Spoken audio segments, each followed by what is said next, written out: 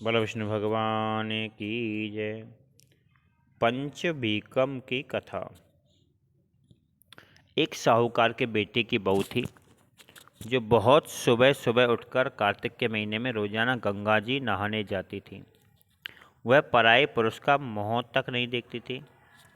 एक राजा का लड़का था, जब भी रोजाना गंगा नहाने जाता और सोचता कि मैं इतनी सुबह सुबह नहाने आ जाता हूँ तो मेरे से पहले और कौन नहा लेता है।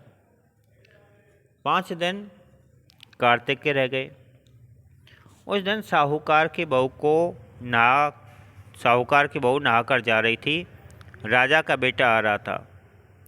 उसने खुड़का सुनकर वह जल्दी जल्दी जाने लगी तो उसकी माला मोचड़ी टूट गई। राजा आया, उसने सोचा कि माला मोचड़ी इतनी सुंदर है तो इसे पहनने वाली कितनी सुंदर होगी। सारी नगरी में राजा ने हेला फिरवा दिया कि जिसकी यह माला मोचड़ी है वह मेरे पास 5 दिन आएगी, तब मैं उसके माला मोचड़ी दूंगा। साहूकार के बेटे की बहू ने कहलवा दिया कि मैं 5 दिन आऊंगी, किसी को साख भरने के लिए बैठा देना।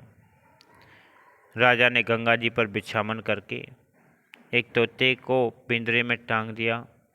वह सुबह सुबह आई, पहली पीढ़ी पर पैर रखा, बोली कि हे कार्तिक ठाकुर राय दामोदर, पांचों झाड़ू छठो नारायण भीषम राजा, इस पापी को नींद आ जाए। मैं सत की हूं तो मेरा सत रखना। तो राजा को नींद आ गई और वह नहा धोकर जाने लगी तो तोते से बोली कि सुबह सुबह सुबटा गल ढालूंगी, हार साख भरियो मेरा बीरा। सुबह बोला कि कोई बीर भी साख भरता है क्या। तब वह बोले कि सुबह सुबह सुबटा गल ढालूंगी नेबर, साख भरियो मेरा देवर। सुबह ने कहा कि अच्छा भाभी, मैं साख भर दूंगा। वह तो कहकर चली गई। राजा हड़बड़ाकर उठा, सुबह से पूछा क्या सुबह सुबह आई थी, क्या कैसी थी। सुबह बोला आभा की सी बिजली, होली का सा झल, केला की सी कामनी, गुलाब का सा रंग।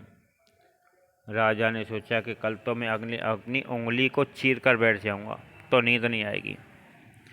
दूसरे दिन उंगली चीर कर बैठ गया। वह आई, उसने वैसे ही प्रार्थना करी और बस राजा को नींद आ गई। नहाने के जाने लगी तो सुबह से साख भरा दी। राजा ने उठते ही फिर पूछा कि सुबह पूछा था कि सुबह सुबह आई थी। सुबह ने कल जैसा जवाब दे दिया। उसने सोचा कि कल तो मैं आँख में मिर्च डालकर बैठ जाऊंगा। तीसरे दिन आँख में मिर्च डालकर बैठ गया। सारी रात हाय हाय करके चिल्लाता रहा। वह आई, उसने वैसे ही प्रार्थना करी तो राजा को नींद आ गई। नहा के सुबह से साख भरा के चली गई। राजा ने सोचा कि कल तो मैं कांटों की सेज बिछाकर बैठूंगा। चौथे दिन वह कांटों की सेज पर बैठकर हाय हाय करता रहा, पर जब वह आई तो उसे नींद आ गई। उसने सुबह से साख भरा ली और कहा कि वह उस पापी से कह देना कि मेरे 5 दिन पूरे हो गए हैं, अब मेरे माला मोचड़ी मेरे घर भिजवा देगा। राजा ने उठते ही सुबह से पूछा था कि आई थी क्या। सुबह बोला कि आई थी, अपनी माला मोचड़ी मंगवाई है। थोड़े दिन के बाद में राजा के कोढ़ निकल कर आ गया। त्राहे त्राहे पुकारने लगा। ब्राह्मण को बुलवाकर पूछा कि सारे शरीर में जलन कैसे हो रही है। ब्राह्मण बोला कि एक कोई पतिव्रता स्त्री का पाप धरा है जिससे लगी है। राजा ने पूछा कि अब ठीक कैसे होगा। ब्राह्मण बोला कि तुम उसको धर्म की बहन बनाओ और उसके नहाए हुए जल से नहाओ तो तुम्हारा जलन को सब ठीक हो जाएगा।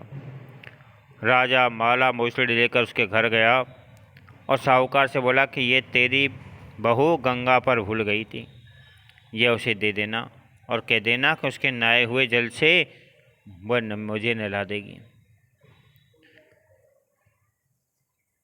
तो साहूकार बोला कि वह तो पराये पुरुष का मुंह तक नहीं देखती। एक काम करना, तुम इस नाली के नीचे बैठ जाना, जब वो नहाएगी तो आपके ऊपर पानी आ जाएगा। राजा नाली के नीचे बैठ गया। वह नहाई और उसकी जल गिरने से उसकी काया कंचन की सी हो गई। हे पंच भिक्खु देवता, जैसा साहूकार की बहू का सत रखा उस ऐसा सबका रखना। कहते सुनते हुंकार भरते सारे परिवार का रखना। बोलो कार्तिक महात्म की जय।